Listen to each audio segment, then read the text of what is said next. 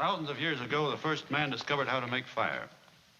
He was probably burned at the stake he had taught his brothers to light, but he left them a gift they had not conceived, and he lifted darkness off the earth. Throughout the centuries, there were men who took first steps down new roads, armed with nothing but their own vision. The great creators, the thinkers, the artists, the scientists, the inventors, stood alone against the men of their time. Every new thought was opposed. Every new invention was denounced. But the men of unborrowed vision went ahead. They fought, they suffered, and they paid, but they won. No creator was prompted by a desire to please his brothers.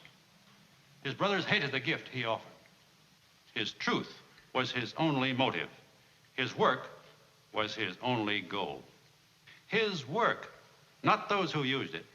His creation, not the benefits others derived from it. The creation which gave form to his truth.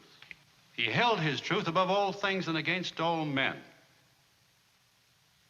He went ahead, whether others agreed with him or not, with his integrity as his only banner.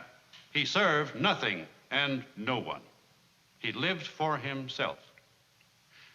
And only by living for himself was he able to achieve the things which are the glory of mankind. Such is the nature of achievement. Man cannot survive except through his mind. He comes on earth unarmed. His brain is his only weapon. But the mind is an attribute of the individual. There is no such thing as a collective brain.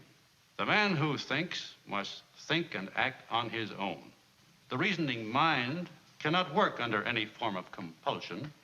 It cannot be subordinated to the needs, opinions, or wishes of others. It is not an object of sacrifice. The creator stands on his own judgment. The parasite follows the opinions of others. The creator thinks. The parasite copies. The creator produces. The parasite loots. The creator's concern is the conquest of nature. The parasite's concern is the conquest of man. The creator requires independence. He neither serves nor rules. He deals with men by free exchange and voluntary choice. The parasite seeks power. He wants to bind all men together in common action and common slavery. He claims that man is only a tool for the use of others, that he must think as they think, act as they act, and live in selfless, joyless servitude to any need but his own. Look at history. Everything we have, every great achievement has come from the independent work of some independent mind. Every horror and destruction came from attempts to force men into a herd of brainless, soulless robots without personal rights, without personal ambition, without will, hope, or dignity. It is an ancient conflict. It has another name: the individual against the collective. Our country, the noblest country in the history of men, was based on the principle of individualism, the principle of man's inalienable rights. It was a country where a man was free to seek his own happiness, to gain and produce, not to give up and renounce, to prosper, not to starve, to achieve, not to plunder, to hold as his highest possession a sense of his personal value, and as his highest virtue, his self-respect. Look at the results. That is what the collectivists are now asking you to destroy, as much of the earth has been destroyed. I am an architect.